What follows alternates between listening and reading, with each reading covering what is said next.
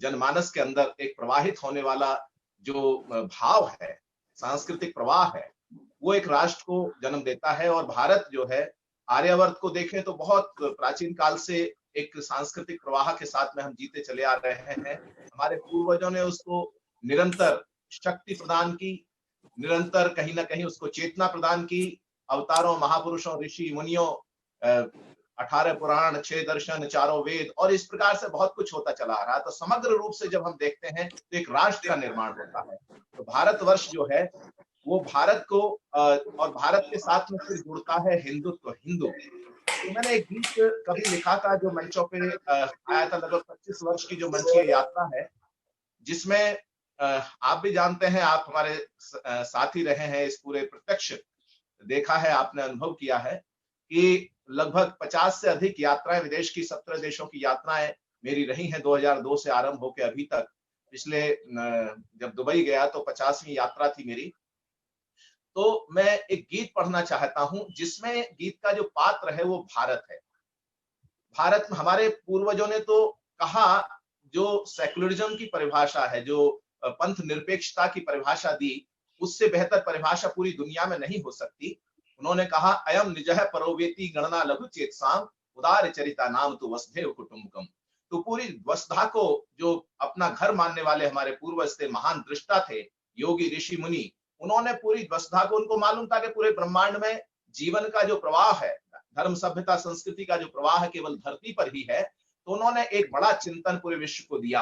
और आज जब वर्तमान में कोरोना का संकट हम देख रहे हैं, उसमें भारतीय संस्कृति का जो मूल तत्व है वो सबके सामने दिखाई दे रहा है। तो एक गीत पढ़ने का आदेश है, महाभारत माँ की वंदना का।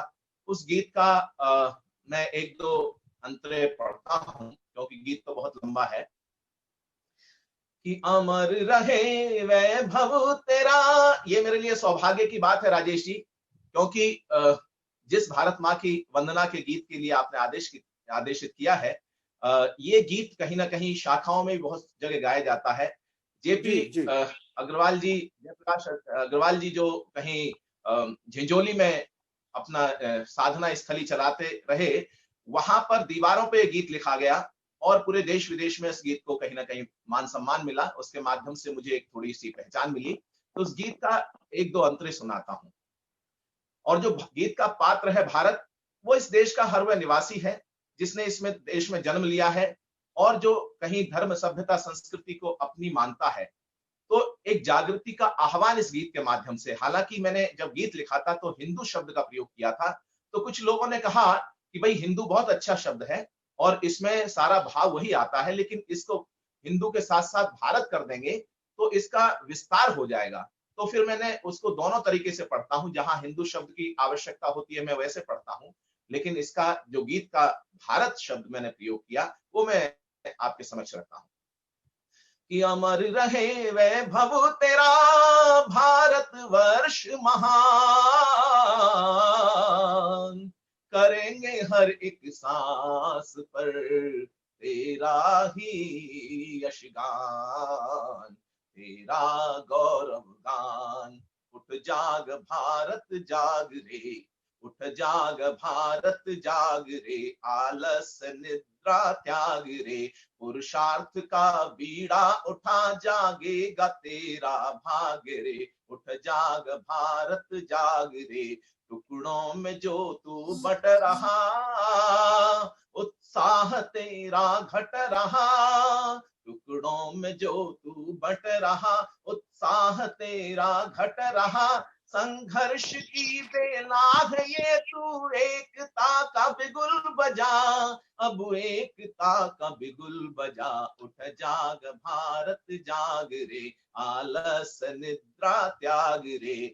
ऋषियों की है संतान तू और शहीदों का अरमान तू, ऋषियों की है संतान तू और शहीदों का अरमान तू। गौरव है राम और कृष्ण का, है भविष्य का भगवान तू, है भविष्य का भगवान तू। उठ जाग भारत जाग रे, आलस निद्रा त्याग रे। और एक इसमें हमारे जब देश में जाति पंथ संप्रदाय के ऊपर जो दिखाई देता है हमको, उस पे मैंने कहा कि अब छोड़ राग ये जात का, पंजाब का गुजरात का, तू हिंद की संतान है, कर अंत काली रात का, कर अंत काली रात का, उठ जाग भारत जाग रे, आलस निद्रा त्याग रे।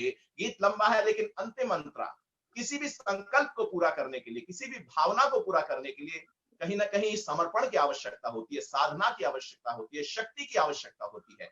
तो फिर मैंने अंत में कुछ यूं कहा कि मां भारती का ध्यान कर, तू शक्ति का आह्वान कर, मां भारती का ध्यान कर, तू शक्ति का आह्वान कर, अब राष्ट्र के कल्याण हित निज स्वार्थ का बलिदान कर, निज स्वार्थ का बलिदान कर, उठ जाग भारत जाग रे, आलस निद्रा त्याग रे, पुरुषार्थ का बीड़ा उठा, जागेगा तेरा भाग रे, उठ जाग भारत जाग, उठ जाग भारत जाग, उठ जाग भारत जाग, उठ जाग भारत जाग।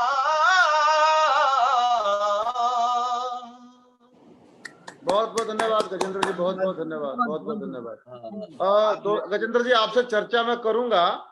हमारे बीच में माननीय पवन जी जिंदल, प्रांत संघ चालक हरियाणा राष्ट्रीय स्वयंसेवक संघ, वो हमारे भिवानी के बहुत उनका हृदय से अभिनंदन करता हूं, और यहाँ पर अपना स्नेह आशीर्वाद देने के लिए हमारे साथ में है। मैं भी उनका हृदय से अभिनंदन करता हूँ।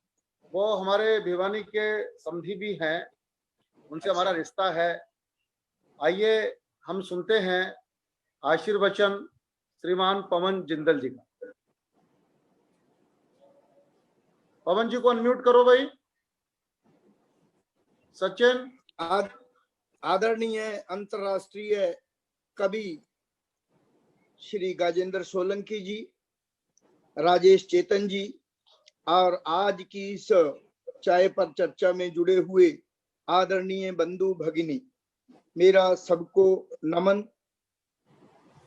देखिए, मैं सबसे पहले राजेश चेतन जी, बहन दर्शना और उनके साथ जुड़ी हुई टीम को बधाई देता हूं कि पूरे विश्व में एक ऐसी परिस्थिति में, भारत में भी लगभग लॉकडाउन की स्थिति में, समाज में एक बड़े प्रकार का, समाज में निराशा से दूर अनेक प्रकार के विषयों को लेकर और उसके लिए श्रेष्ठ कार्यकर्ता का चयन करके, भाग दौड़ करके उनका समाज में एक मनोबल बढ़ाने का काम लगातार कर रहे हैं।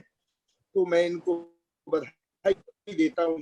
तो आज जो विषय है, हम तो उसको सुनने के लिए आए हैं, माननीय श्री गजेंद्र सोलंकी जी के द्वारा राष्ट्र जागरण और कविता, तो उसी को सुनेंगे। परंतु मैं एक बात कहता हूं, आज पूरे विश्व में भारत का जो विश्व गुरु भारत का जो एक विशेष प्रकार की सोच लेकर चलने वाला भारतीय संस्कृति, जिसको हिंदू संस्कृति भी हम कह सकते हैं, वो और उसके द्वारा पैदा हुआ नेतृत्व, आज पूरा विश्व उसके आगे नमन है। भारत भले ही अभी उतना विकसित नहीं था, परंतु भारत की सोच विकसित है। मानवता की सोच को लेकर चलने वाला भारत और उसकी संस्कृति, उसके कारण आज विश्व नतमस्तक है।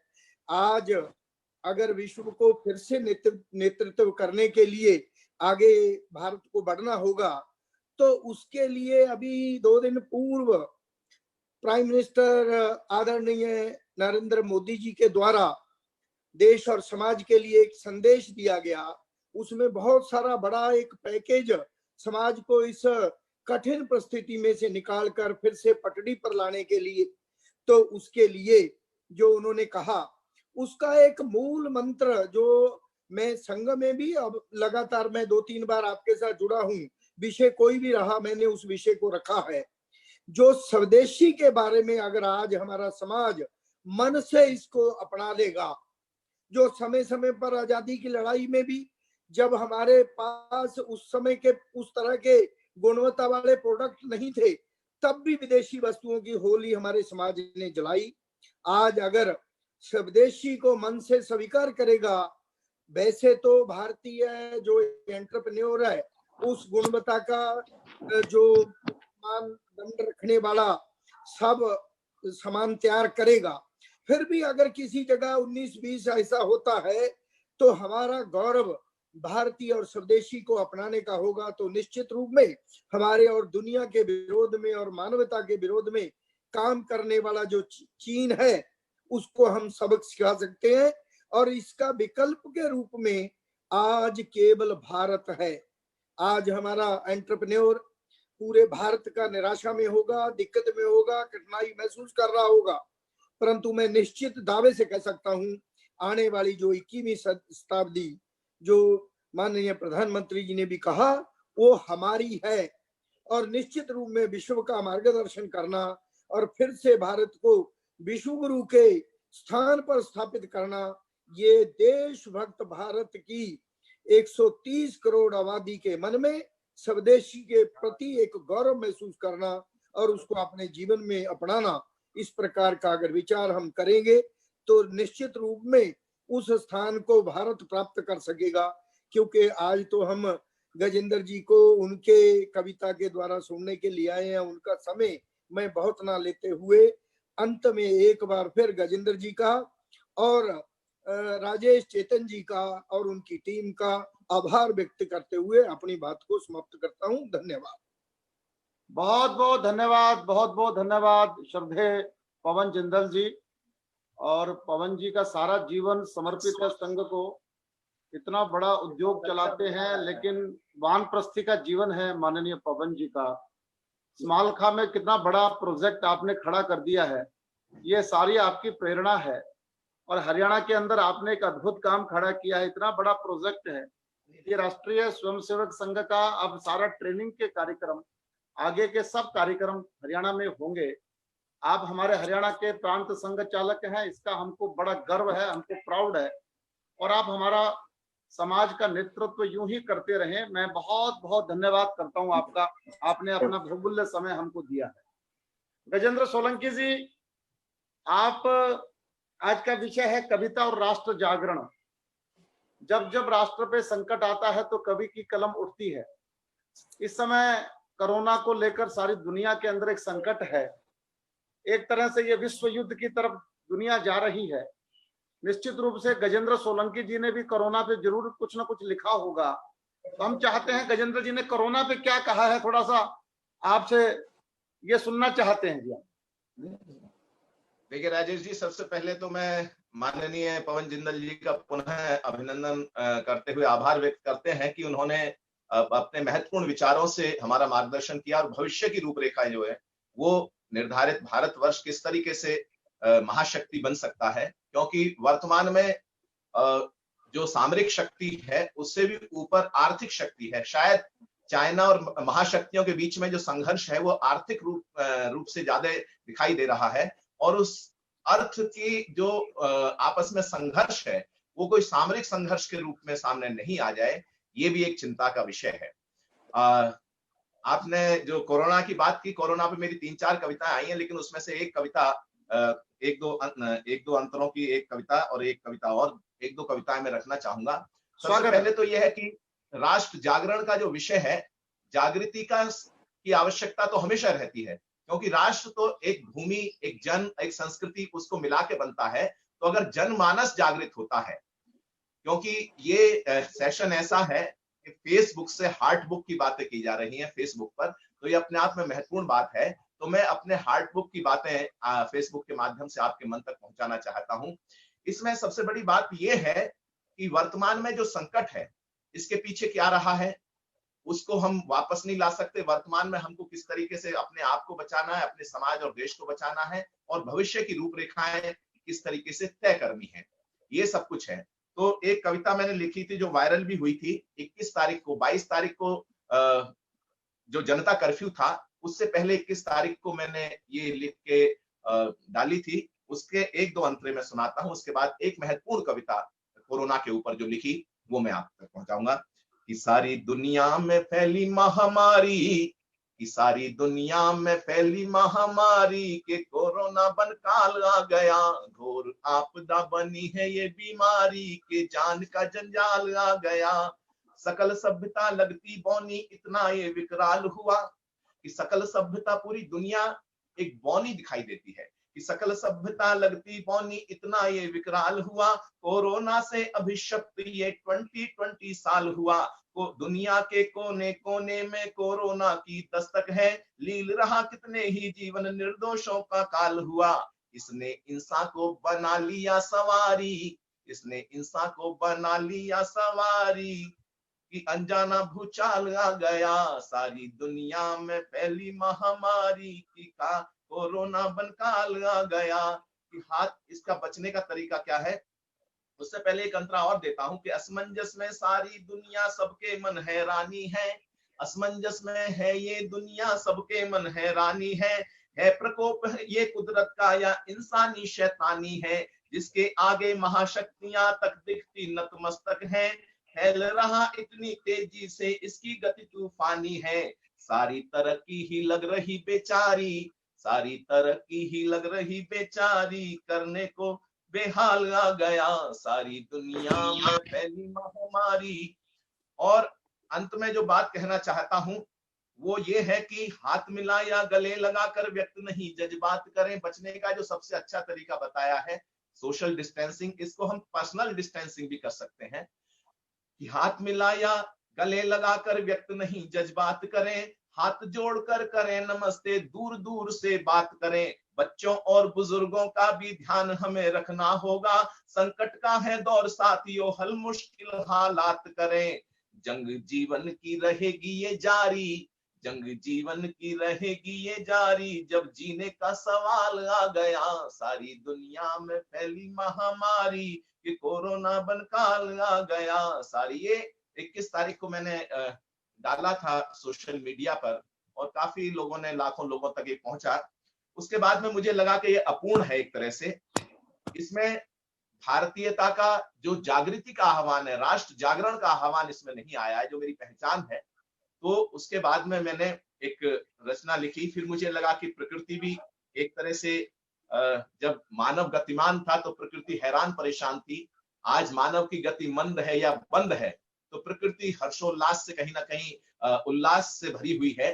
तो ये अपने आप में मनुष्य को समझना पड़ेगा, क्योंकि मानव सभ्यता इस धरती पर जो है करोड़ों वर्ष में विकसित हुई है, और ये अपने आत्मघाती उड़ा गगन में धरा छोड़कर क्षुद्र स्वार्थ को छोड़ ना पाया, अपने ही शस्त्रों से घायल यह मानव तड़पा अकुलाया। कभी सागर की गहराई में जाने की तमन्ना है, कभी आकाश के तारों को पाने की तमन्ना है, अभी हम सीख ना पाए जमीन पे चैन से रहना, सुना है चांद पे भी घर बनाने की तमन्ना है। तो तमन्ना बहुत अच्छी है, मंगल पे जीवन ढूंढे, चांद पर घर बनाने की तमन्ना रखें, लेकिन स्वर्ग सरीखी जो धरती है उसको हम नर्क ना बनाए, इस बात का ध्यान रखने की आवश्यकता है। और मुझे लगता है कि भारतीय संस्कृति इसमें प्रतिनिधित्व करेगी, क्योंकि वो मौलिक संस्कृति है, वो जीवन को जीने का आधार देती है। योग, आयुर्वेद, षट दर्शन, उसने पूरी दुनिया को दिखा दिया है कि भारतीय संस्कृति सर्वश्रेष्ठ है।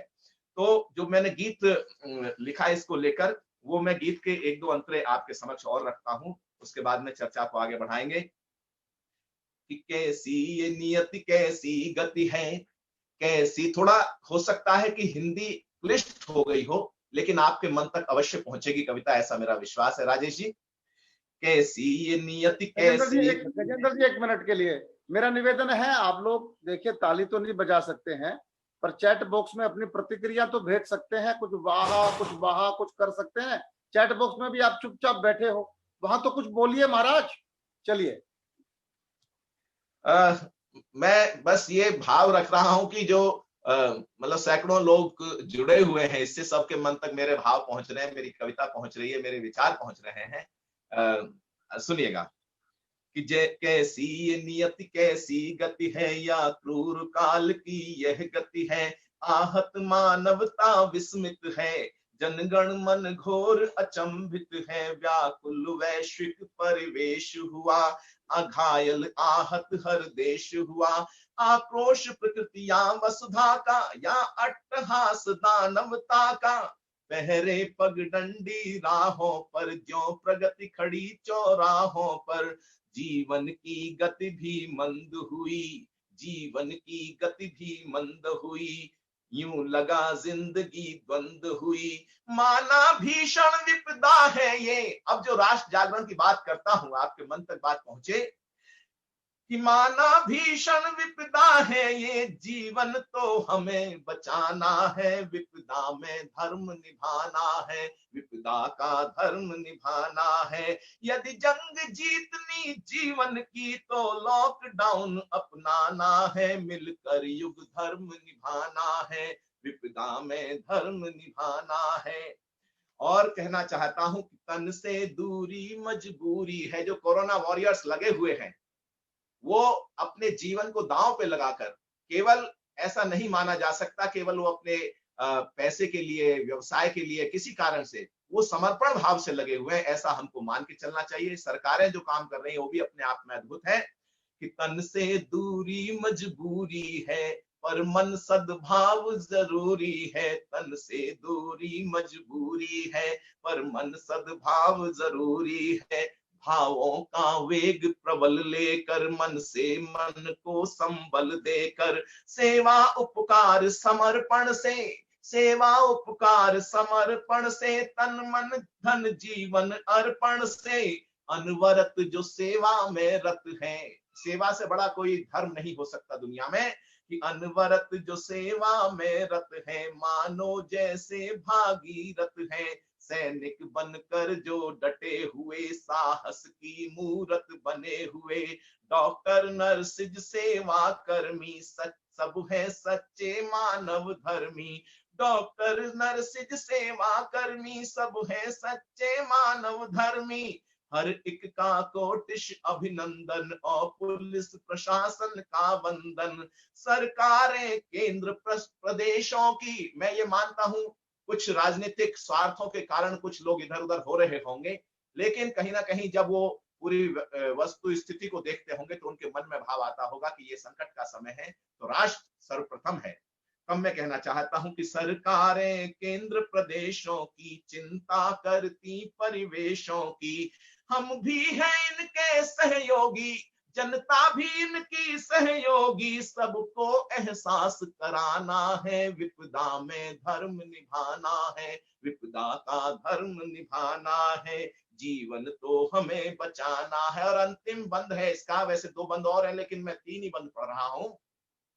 यह समय आत्म अवलोकन का। गति इतनी तीव्र थी, व्यवसाय, नौकरी, ये उठा पटक, ये सब कुछ, राजनीति, समाज और ये सब कुछ, लेकिन एक ऐसा ये समय आ गया कि हम अपने बारे में नहीं सोच पाते थे, अपने जीवन के बारे में, या आत्मावलोकन का समय नहीं था, सिंहावलोकन का समय नहीं था। सिंहावलोकन कहते हैं कि जो अभी तक समय गुजरा है पीछे अपने जीवन में या कोई भी, तो उसको पीछे मुड़ के देखने के लिए समय नहीं था।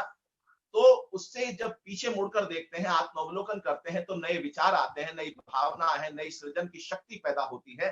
तब मैं कहना चाहता हूं कि यह समय आत्म अवलोकन का, संस्कृति के सिंहावलोकन का, अदृश्य जगत की शिक्षा है, संयम की कठिन परीक्षा है। इससे बड़ी संयम की परीक्षा ही नहीं हो सकती है कि अदृश्य जगत की शिक्षा है, संयम की कठिन परीक्षा है। आयुर्वेद षट कर्म योग, प्राचीन चिकित्सा का प्रयोग, यम नियम धैर्य परिभाषित कर। योग भी अभी काम आएगा कि यम नियम धैर्य परिभाषित कर, प्रतिरोधक क्षमता विकसित कर। नुस्खों से दादी नानी के, नुस्खों से दादी नानी के, ऋषि मुनि गुरुओं की बानी के, उपदेशों का हम वर्ण करें, संदेशों का अनुसरण करें।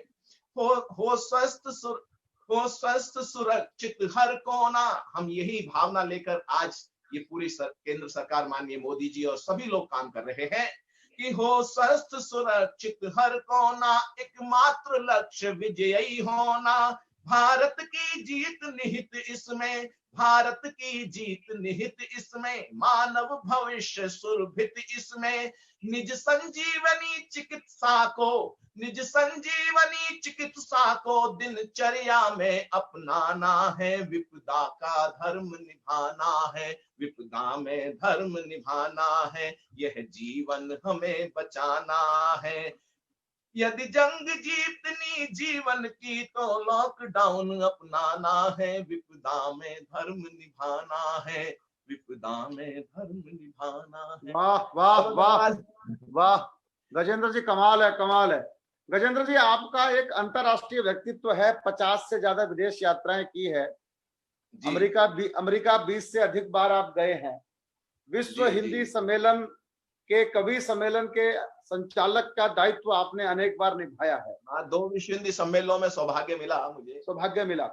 आपके श्रोताओं में प्रधानमंत्री नरेंद्र मोदी से लेकर राष्ट्रपति तक सब लोग, बाबा रामदेव तक सब लोग रहते हैं। हिंदी के आप बड़े हिमायती रहे हैं। आपने हिंदी को लेकर, प्रवासी को लेकर बहुत सारी रचनाएं आपने कही है, लिखी है। मैं चाहता हूं कि प्रवासियों के बीच जो आपकी लोकप्रियता है और जो आपकी रचनाओं की लोकप्रियता है, उनमें से मैं एक हिंदी की कविता के कुछ अंश आपसे सुनना चाहता हूं और आपका प्रवासी गीत भी सुनना चाहता हूं। इन दोनों रचनाओं के लिए आपसे करबद्ध प्रार्थना। नहीं, प्रार्थना की बात नहीं है राजेश जी, आपने मुझे आमंत्रित किया, मुझे लग रहा था कि थोड़ा लेट बुलाया, फिर मुझे लगा कि मैंने सोचा कि मैं क्रिकेट प्लेयर रहा हूं, जो अच्छे बल्लेबाज हैं 2-3 प्लेयर के बाद ही आते हैं, तो मुझे राजेश जी ने सोच समझ थोड़ा देर से बुलाया होगा। और वैसे भी आप जानते हैं मंचों पे जाते हैं तो वरिष्ठ कवियों को थोड़ा सा देर से ही पढ़वाया जाता है। हाँ, निश्चित रूप से आपकी भावनाओं को प्रणाम करता हूँ। अब आप वरिष्ठता में आगे जी, अध्यक्षता की आयु हो गई है आपकी भी। नहीं, अध्यक्षता तो नहीं करूंगा अभी। अध्यक्षता तो आपसे ही करवाएंगे। तो हास परिहास की बातें हैं ये सब कुछ। हमारे राजेश जी बहुत जघन्य मित्र हैं, बहुत। और तो विषय आपने किए, हिंदी की बात की, एक तो आपने प्रधानमंत्री जी की बात की, एक विषय शायद बहुत कम लोगों को पता होगा, लेकिन संयोग ऐसा रहा कि जब माननीय प्रधानमंत्री जी अमेरिका एक वीडियो कॉन्फ्रेंसिंग हुई थी 2013 में 21 सितंबर को, तो वहां पर टेम्पा में एक कार्यक्रम था। यहाँ से माननीय प्रधानमंत्री जी की वीडियो कॉन्फ्रेंसिंग से लोगों तक संदेश पहुंचना था। तो उस कार्यक्रम में काव्य पाठ करने और संचालन के लिए मुझे विशेष रूप से आमंत्रित किया गया था। ओवरसीज फ्रेंड्स बीजेपी और मतलब भारत के जो राष्ट्रवादी लोग हैं, तो उसमें कविताएं पढ़ी। उसके बाद में माननीय प्रधानमंत्री जी का जो उस समय मुख्यमंत्री थे अपने गुजरात के, तो उस समय उद्बोधन हुआ। उसके बाद में जब ये कार्यक्रम पहली बार जाने का निश्चित हुआ माननीय प्रधानमंत्री जी का, और मेडना स्क्वायर में जो कार्यक्रम था उसके ओवरसीज फ्रंट बीजेपी की ओर से हिंदी के संचालन के लिए मेरा नाम प्रस्तावित हुआ, निर्णय भी हो गया, लेकिन व्यवस्थाएं चेंज हो गई। फिर उसमें व्यवस्थाएं जो है, भरत बराई जी वहां पर शिकागो के बहुत बड़े डॉक्टर हैं, मोदी जी के मित्र हैं, और 4-5 और विशेष लोगों थे। वो मेरा समय नहीं हो पाया, लेकिन मैंने एक गीत तैयार किया, और वो गीत जो है मैंने स्वागत गीत के रूप में तैयार किया था, संगीतबद्ध। वो कभी आप तक पहुंचाऊंगा तो आप अपने सभी मित्रों को पहुंचाइएगा। वो स्वागतम शुभ स्वागतम, हे नमो नमो शुभ स्वागतम, बहुत अच्छा गीत था। तो प्रवासियों के बीच में जाने का 2002 से शुरू हुआ सिलसिला। मैं पहले प्रवासी गीत ही पढ़ना चाहता हूँ। स्वागत पढ़िए। और जो विदेशों में अपने बहुत सारे संगठन काम कर रहे हैं, HSS है, सेवा इंटरनेशनल है, ओवरसीज फ्रंट्स ऑफ बीजेपी का थोड़ा सा अभी अलग तरीके से चल रहा है, एकल विद्यालय का बहुत बड़ा काम चल रहा है। एकल विद्यालय का भी जो प्रेरणा गीत था, मतलब पहला टाइटल गीत, वो मैंने लिख के 2008 में दिया था, और वो गीत जो है वॉशिंगटन DC में जो उनकी कॉन्फ्रेंस में उसका लोकार्पण अभी भी उस पर पड़ा हुआ है यूट्यूब पर, एकल सॉन्ग बाय गजेंद्र सोलंकी, उसको देख सकते हैं आप। तो बहुत सारे काम ऐसे समय समय पर चलते रहे हैं, जहां भावनाएं लगा कि मुझे कुछ करना चाहिए, मैं अपना काम, अपना दायित्व निभाता हूं। प्रवासियों के बीच में जाने में मुझे लगा कि प्रवासियों के दिल में हिंदुस्तान हमसे बेहतर धड़कता है।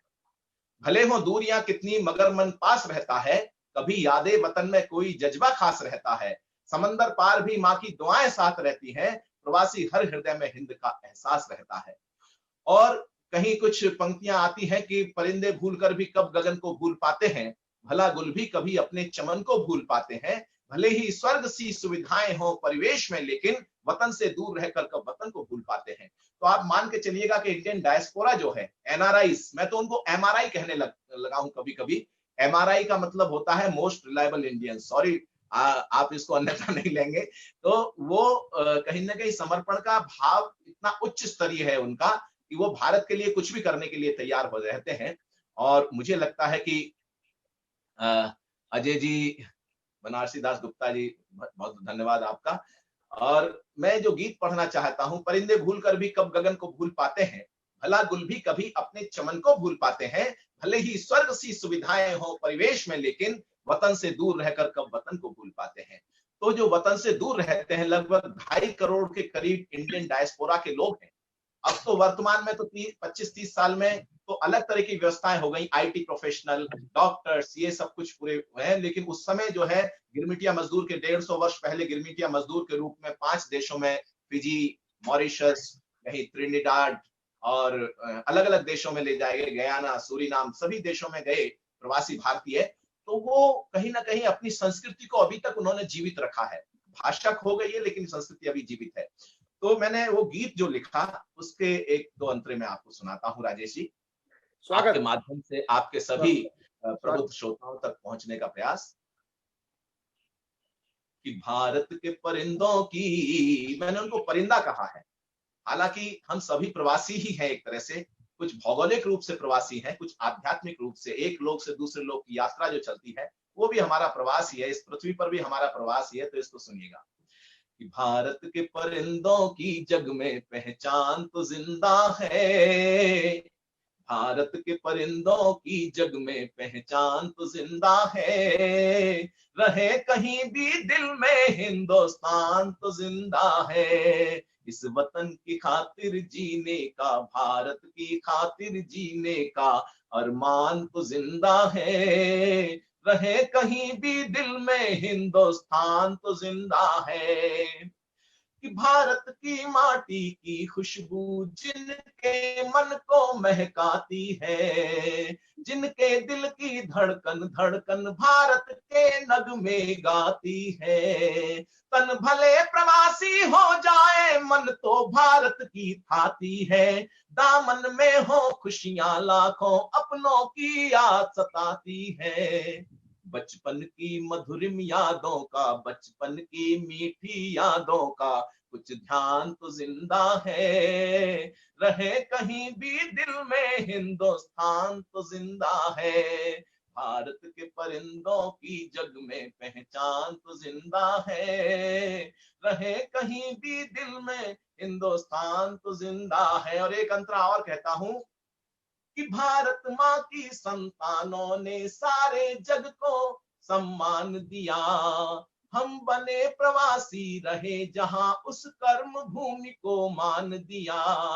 सारी वसुधा है घर अपना सबसे पहले ये ज्ञान दिया, शिव शंकर बन विषपान किया, मानवता को वरदान दिया, शुभ सत्य सनातन संस्कृति का, शुभ सत्य सनातन संस्कृति का दिन मान तो जिंदा है, रहे कहीं भी दिल में हिंदुस्तान तो जिंदा है, भारत के परिंदों की जग में पहचान तो जिंदा है, रहे कहीं भी दिल में हिंदुस्तान तो जिंदा है, वंदे मातरम, वंदे मातरम। वाह वाह, बहुत बहुत धन्यवाद। आप सबकी जो शुभकामनाएं और स्नेहपूर्ण जो प्रशंसा आ रही है उसके लिए सभी का आभार व्यक्त करता हूं। सब लोगों ने मेरा चैट बॉक्स भर दिया है। चैट बॉक्स में लगातार प्रतिक्रिया आ रही हैं, लोग बहुत तारीफ, बहुत आपको आशीर्वाद दे रहे हैं गजेंद्र जी। जी जी राजेश जी, मैं एक बात कहना चाहता हूं। आरंभ में आपने मेरा परिचय देते हुए कुछ बातें कही थी, लेकिन आप ये मान के चलिएगा कि मैं अपने मन के अंदर बहुत सारे उनको डाइल्यूट कर चुका हूं।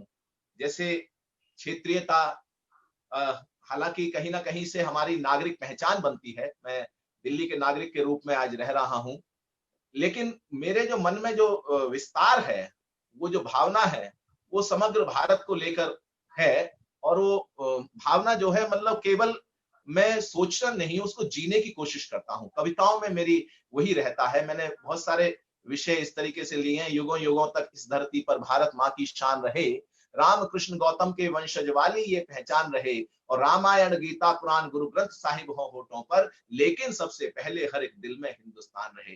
तो मैं अपनी पहचान को वैसी ही चाहता हूं कि पूरे देश मेरे दिल में हिंदुस्तान धड़कता रहे।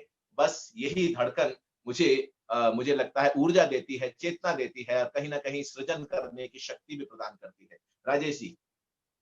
गजेंद्र जी, हिंदी वाला गीत का कुछ एक दो बंद सुना हाँ, दीजिए। हिंदी वाला गीत मैं सुना देता हूँ, बिल्कुल सुनाता हूँ। और वो मेरी वंदना है हिंदी की। और जब लिखने का भी एक आधार बनता है, कोई समय होता है, संयोग बनता है। तो क्या था कि जब 1999 में 50 वर्ष पूरे हुए, स्वर्ण जयंती मनाई जा रही थी गणतंत्र की स्वर्ण जयंती पर, क्योंकि हिंदी को राजभाषा का दर्जा उसी समय मिला जब भारत गणतंत्र के रूप में स्थापित हुआ और गणतंत्र को स्वीकार किया गया, भारत के संविधान को स्वीकार किया गया। तो उस समय हिंदी की स्वर्ण जयंती पर यह गीत मुझसे लिखा गया मां सरस्वती के आशीर्वाद से।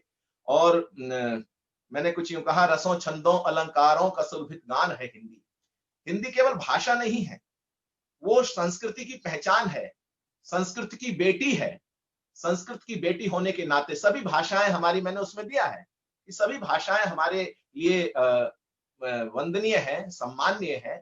लेकिन कोई ना कोई भाषा, हमारे सुरेश अवस्थी जी ने बहुत अच्छी बात कही कि इतने वर्ष तो बीत चुके हैं, आगे की अभिलाषा क्या है? दुनिया हमसे पूछ रही है, भारत तेरी भाषा क्या है? तो मुझे लगता है कि भारत की पहचान की भाषा जो है वो हिंदी बन सकती है, क्योंकि हमारे संविधान निर्माता इस बात को समझते थे। हमारे स्वतंत्रता सेनानी महात्मा गांधी जी और बाकी सभी लोगों ने समग्र रूप से एक मत होकर स्वीकार किया था कि हिंदी को राजभाषा होना चाहिए, बल्कि राष्ट्रभाषा होना चाहिए हिंदी को। तो मैंने कुछ यूं कहा कि रसों छंदों अलंकारों का सुरभित गान है हिंदी, सनातन प्रेम संस्कारों का एक वरदान है हिंदी, और वही जो विश्व के आंगन में ये हिंदी की पुरवाई, लगा हिंदुस्तान का एक विजय अभियान है हिंदी, लगा हिंदुस्तान का एक विजय अभियान है हिंदी। तो अगर भारत पूरी दुनिया के सामने सामरिक रूप से, हम जानते हैं कि शायद उस स्थिति तक पहुंचने में बहुत समय लगेगा। हो सकता है कि आर्थिक रूप से हम संपन्नता के जो मापदंड तय करेंगे या हम सोपान चढ़ेंगे, उनमें भी समय लगेगा। लेकिन अगर सांस्कृतिक दृष्टि से, भाषाई दृष्टि से हम अपना विस्तार करेंगे, धार्मिक दृष्टि से विस्तार करेंगे, आध्यात्मिक दृष्टि से विस्तार करेंगे, तो हमें लगता है कि भारत बहुत तेजी से पूरे विश्व में के योग दर्शन को स्वीकार किया एक लगभग 200 देशों ने। ये अपने आप में बड़ी उपलब्धि है कि भारत की पहचान हमारी जो सनातन संस्कृति के तत्व हैं, मूल तत्व हैं, या हमारे दर्शन हैं, उनके कारण हो रही है। मैं पढ़ता हूं हिंदी की वंदना और आपका मन चाहता हूं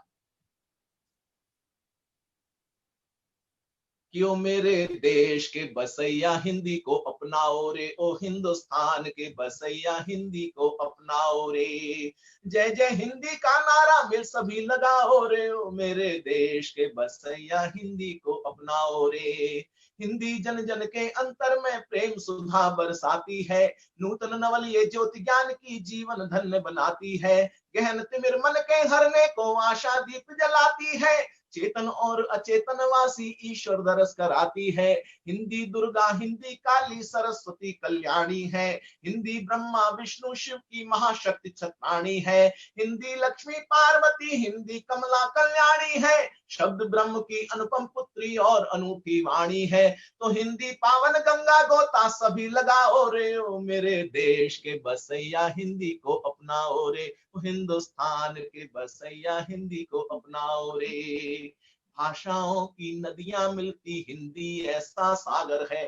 भाषाओं की नदियां, हिंदी की सबसे बड़ी विशेषता ही है देवनागरी लिपि के कारण कोई भी भाषा आती है उसको समाहित कर लेती है, अपने अनुरूप ढाल लेती है कि भाषाओं की नदियां मिलती हिंदी ऐसा सागर है, भाषाओं की नदियां मिलती हिंदी ऐसा सागर है, छलक रही अमृत घट समझो हिंदी ऐसी गागर है, भारत की रग रग में बहता हिंदी प्रेम सुधाकर है, गली गांव और नगर नगर में हिंदी ज्ञान प्रभाकर है, हिंदी संस्कृत की बेटी ये नित नित नई नवेली है, गुजराती कन्नड़ कश्मीरी या बोली बुंदेली है, तमिल मराठी बंगला उर्दू पंजाबी अलबेली है, हिंदुस्तानी हर भाषा हिंदी की सखी सहेली है, तो हिंदी माँ की ममता छैया ना बिसराओ रे, ओ मेरे देश के बसैया हिंदी को अपनाओ रे, ओ हिंदुस्तान के बसैया हिंदी को अपनाओ रे।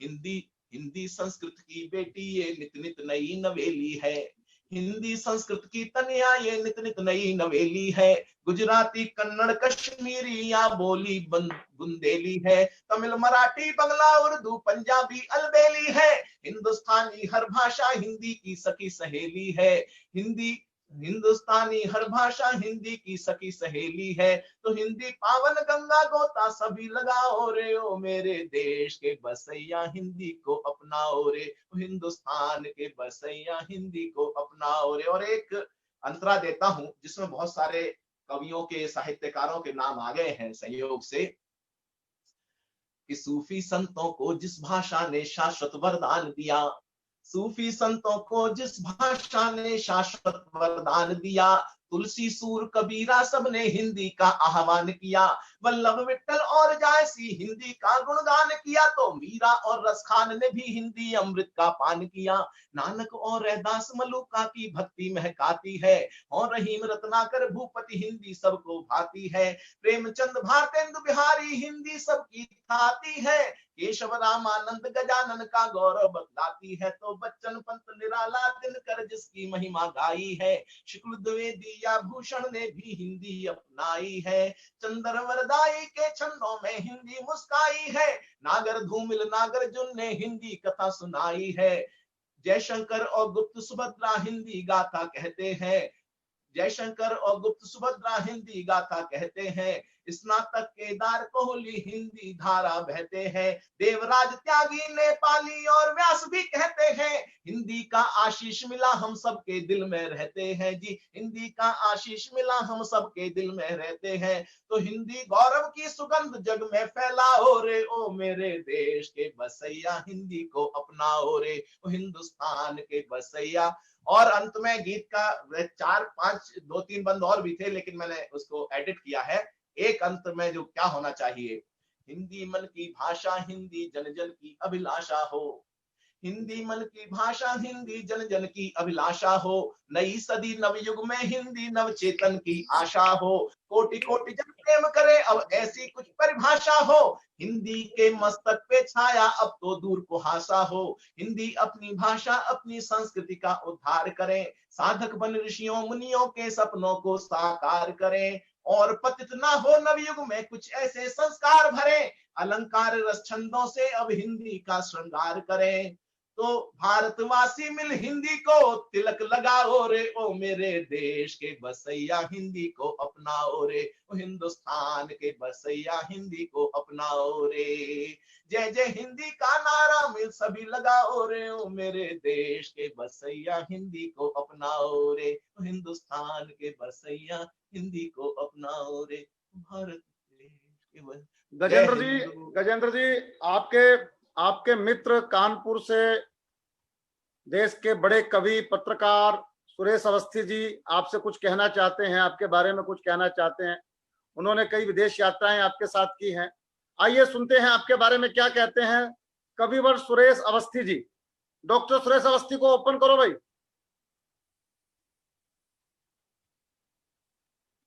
सुरेश अवस्थी जी, सुरेश अवस्थी साहब बोलिए। अवस्थी जी कहाँ चले गए? नहीं दिख नहीं रहा उनका नाम। सचिन, उनका नाम दिख नहीं रहा। सुरेश अवस्थी जी बोल रहे हैं क्या? उनका हेलो नाम अवस्थी जी, डॉक्टर सुरेश अवस्थी चलिए, जितेंद्र मेहता जी कुछ कहना चाहते हैं, पांचजन्य के हमारे महाप्रबंधक श्री जितेंद्र मेहता। जितेंद्र जी, जी वीडियो ऑन कीजिए अपना, बोलिए। जितेंद्र जी को नमस्कार। नमस्ते जी भाई साहब, बहुत ही बढ़िया आनंददायक आज सुंदर कविता पाठ सुनने का अवसर बना। गजेंद्र जी को सुनने का जो मौका दिया राजेश जी ने, तो और हिंदी के ऊपर एक सुंदर कविता भी सुनने को मिली। बहुत आनंद आ रहा है, अच्छा लग रहा है, बहुत बढ़िया जी। बहुत अच्छा, धन्यवाद, बहुत अच्छा, धन्यवाद। राजेश जी संदेश दे देना कि मैं मंचों पर यही नहीं पढ़ता हूँ, कहीं मतलब सोचेंगे मंचों का मटेरियल बहुत अलग भी होता है और मतलब कुछ अलग से होता है, वो प्रोफेशन के रूप में। अच्छा, एक काम करते हैं, गजेंद्र जी की एक मंचीय रचना की भी झलक थोड़ी सी लेते हैं 2-3 मिनट में।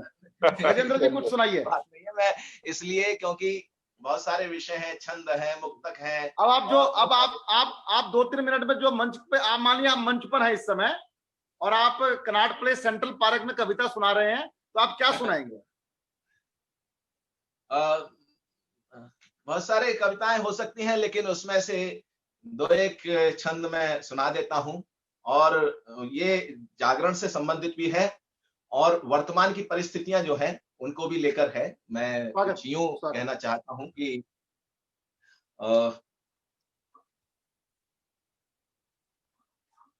जगह नहीं तो खो जाएगी भारत की पहचान, गौ गंगा गायत्री गीता वेदों का वरदान, बचा लो अपना हिंदुस्तान, बचा लो अपना हिंदुस्तान। सागरों के पार वाली संस्कृति मन बसी तन, तो स्वदेशी मन पश्चिम का दास है। गांव और शहरों की दूरियां हुई जो कंपन, घट भी यतीम अंगना उदास है। तो भारत को भूल रहे भावी युवा कर्णधार, भारती के उर्सालता ये संत्रास है। और मूल्य संस्कृति वाले नग्नता की भेंट चढ़े वैलेंटाइन डे, प्रसन्न दुखी मधुमास है। तो पश्चिम की आंधी में खो ना जाए निज पहचान, बचा लो अपना हिंदुस्तान, बचा लो अपना हिंदुस्तान। और नगपति के विशाल हिम शिखरों के भाल मान। मैं लगभग 10 वर्षों से पढ़ रहा हूं और मुझे लगता है कि ईश्वर ने किसी माध्यम से ये बात कहीं ना कहीं स्थापित हो गई कि चाइनीज माल का प्रयोग बंद होना चाहिए, और स्वदेशी का ये अभियान, स्वदेशी के अभियान को समर्पित करते हुए, और जो चुनौतियां हमारी सीमाओं पर है उसको लेकर मैंने कहा, नगपति हिमालय को कहते हैं कि नगपति के विशाल हिम शिखरों पे भाल मान, सरोवर पे भी ड्रैगन का साया है। तिब्बत किया अधीन नेपाल में लाल चिन्ह, अरुण प्रदेश देख देख ललचाया है।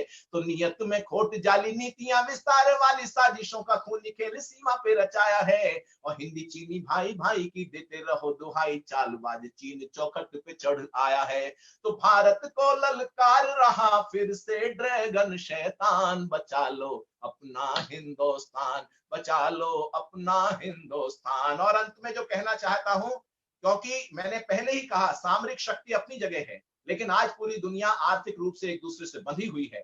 आर्थिक रूप से भारत संपन्न होगा या शक्तिशाली बनेगा तो बाकी चीजें अपने आप ठीक होती चली जाएंगी। तब मैं कहना चाहता हूं कि शत्रुओं के हौसलों को पस्त करने के लिए शूर सैनिकों के हौसले बुलंद कीजिए। बहुत सारे व्यवसायियों ने जाके, पूरी दुनिया ने कहीं production hub, manufacturing hub China में, चाइना को बना दिया, इतनी शक्ति दे दी, लेकिन उसका मूल स्वभाव व्यवहार नहीं बदला। आदमखोर हमेशा आदमखोर रहता है। इस बात को मैं कहना चाहता हूं कि शत्रुओं के हौसलों को पस्त करने के लिए शूर सैनिकों के हौसले बुलंद कीजिए। और पाकिस्तानी चीनी लोगों ने बनाया गठजोड़, खूनी गठजोड़ टूटे ये प्रबंध कीजिए। तो चाइनीज गंदगी से भरे हैं बाजार सारे देश में, ये फैली दुर्गंध दूर कीजिए। और ड्रैगन को सबक सिखाने के लिए प्रथम चाइनीज माल का प्रयोग बंद कीजिए। तो भारतवासी भूल न जाना, भारत वालों भूल न जाना 62 का अपमान, बचा लो अपना हिंदुस्तान, बचा लो अपना हिंदुस्तान। जगह नहीं तो खो जाएगी भारत की पहचान, बचा लो अपना हिंदुस्तान, बचा लो अपना हिंदुस्तान। बहुत बहुत धन्यवाद राजेश जी, आपका भी और सभी का।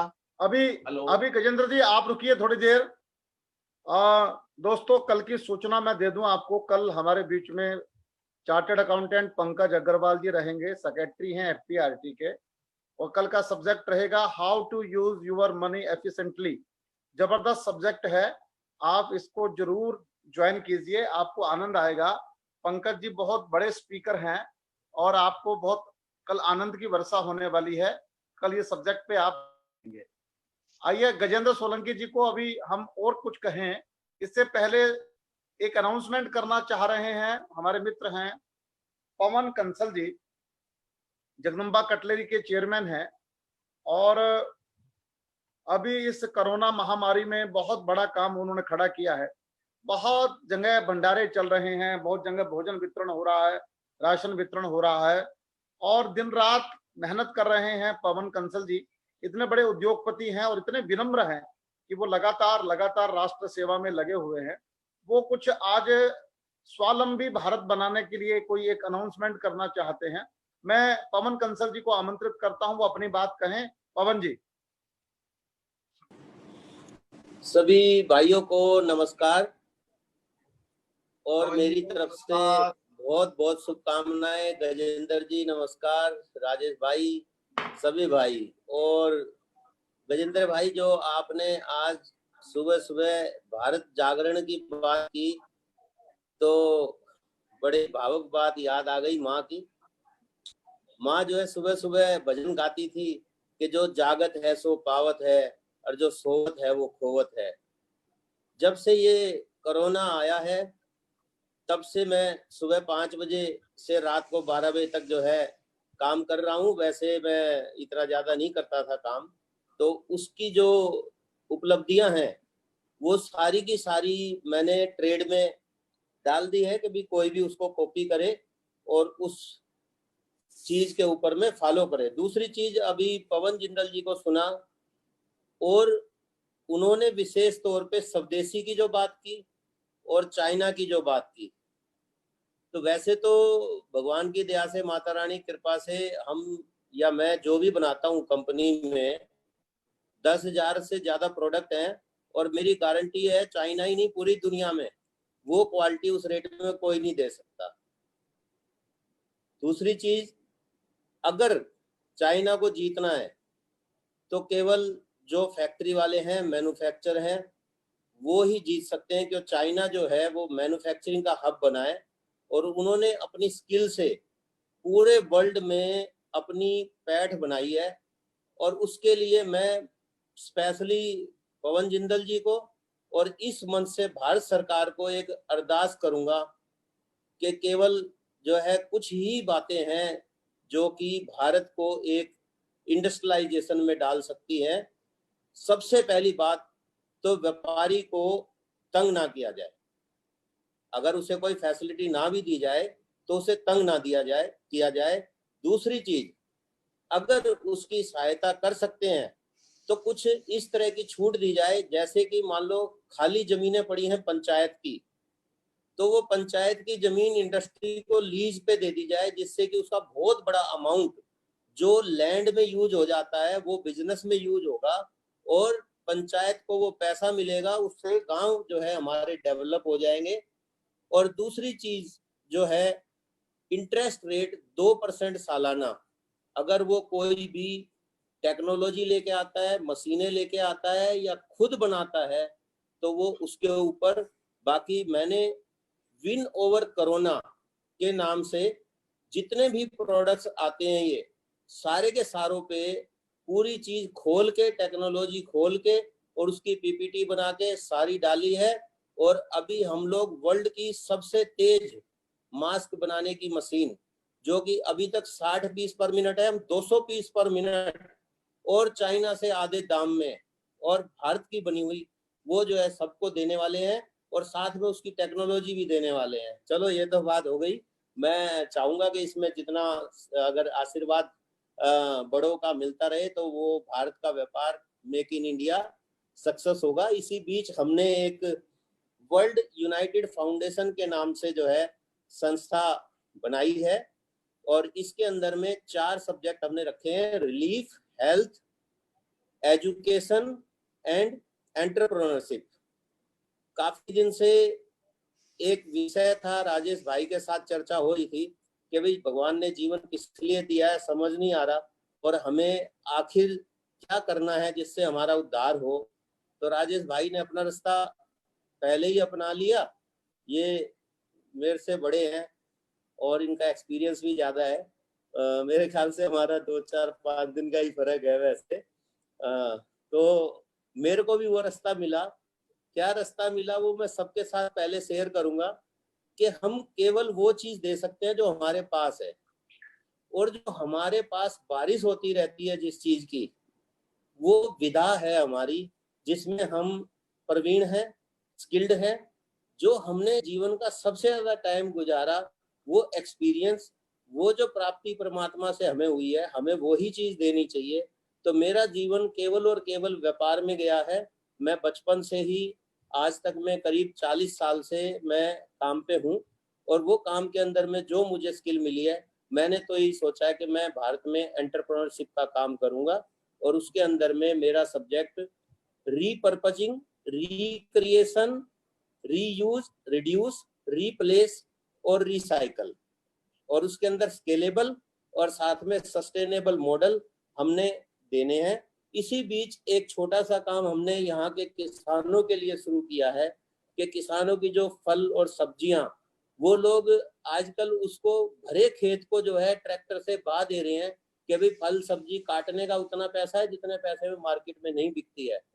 तो जो मार्केट का रेट, रेहड़ियों का रेट या के ऑनलाइन फ्रेश वेजिटेबल का रेट है, जो कि farm fresh, organic, seasonal, regional, original सब्जियां यहाँ पे जमुना किनारे होती है, वो सब्जियों का रेट किसान को, रिटेल का रेट जो है वो उसको खुद मिले, वो हम लोग प्रयास कर रहे हैं और बहुत जल्दी हम उसको क्रियान्वित कर देंगे।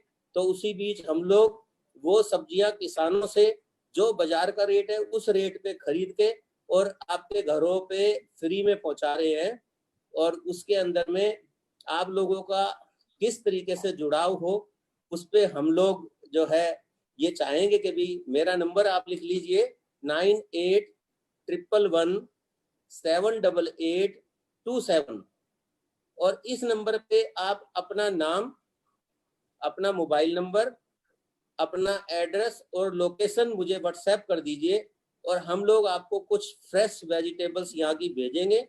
अगर वो आपको अच्छी लगे और आप इस संस्था के साथ किसी तरीके से जुड़ना चाहें तो आप उसमें मेरे को व्हाट्सएप कीजिएगा। हम लोग ये किसानों की मदद के लिए एक पहला प्रयास कर रहे हैं। बाकी जो भी काम चल रहे हैं, मैं किसी टाइम राजेश भाई से दोबारा टाइम लेके हाजिर होता हूँ और मिलते हैं। भाई जी एक बार मोबाइल नंबर दोबारा बोल दीजिए। 9811178827, Pawan Kansal, Jagdamba cutlery limited. Thank you. और ऐप पे अगर जाना है तो अभी हम लोग ऐप डेवलप कर रहे हैं, आप लोग एक बार विजिट कर लीजिए www.shriandsam.com। जी धन्यवाद। बहुत बहुत धन्यवाद पवन जी। समय हो गया है और गजेंद्र जी का धन्यवाद बहुत बहुत। आज उन्होंने अपना बहुमूल्य समय हमको दिया और समय कुछ ज्यादा हो गया, कोई बात नहीं। कल हम लोग पंकज अग्रवाल जी को सुनेंगे। गजेंद्र जी का बहुत बहुत धन्यवाद। गजेंद्र जी कोई 30 सेकंड में कुछ कहना चाहते हैं तो कहिए। नहीं, बस पवन कंसल जी ने एक बहुत अच्छा जो अभियान शुरू किया है ये, क्योंकि सामान्य रूप से हमारा जो समाज है वो कृषि प्रधान देश होने के नाते कृषि प्रोडक्ट्स का अगर इस तरीके से जो मेट्रो सिटीज है, मतलब शहरों के लोगों को सही हो मिले तो ये बहुत अच्छा है। उसके लिए मैं बधाई भी देना चाहता हूँ और सभी लोग जिन्होंने आज के मुझे सुना उसके लिए भी आभार व्यक्त करता हूँ। राजेश जी आपका भी आभार व्यक्त करता हूँ, आपने महत्वपूर्ण कार्यक्रम में मुझे यहाँ पर आमंत्रित किया और मुझे लगता है कि तुम्हारी याद में जब अब्र होगा लाल पूछेंगे, गुजारे किस तरह दिन महीने साल पूछेंगे, मिलेंगे फिर कभी तो फिर तुम्हारा हाल पूछेंगे, गुजारे किस तरह ये दिन महीने साल पूछा। अभी माहौल को मैं अलविदा कह दूं, मिलेंगे फिर कभी तो फिर तुम्हारा हाल। वाह वाह, बहुत बहुत धन्यवाद। बहुत बहुत धन्यवाद गजेंद्र जी, आपका भी बहुत बहुत धन्यवाद। आइए शांति पाठ से कार्यक्रम को विराम देंगे। सचिन मेहता जी, शांति पाठ।